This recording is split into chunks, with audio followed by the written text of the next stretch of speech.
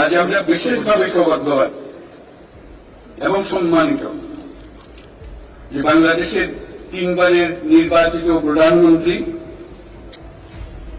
বীর মুক্তিযোদ্ধা শহীদ রাষ্ট্রপতি জিয়াউর রহমানের স্ত্রী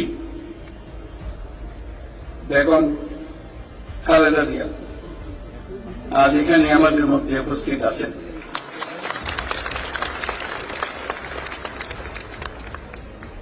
এক যুগ ধরে তিনি এই মহাসম্মেলনে অংশগ্রহণ করার সুযোগ পান নাই, আজকে সুযোগ পেয়েছেন। আমরা সবাই আনন্দিত এবং গর্বিত যে আমরা এই সুযোগ দিতে পেরেছি।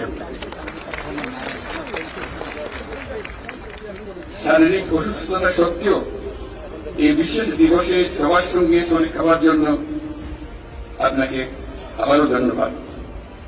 আমরা তার আশু রোগমুক্তি কামনা করছি এবং এই অনুষ্ঠানে বিশেষভাবে স্বাগত জানাচ্ছি।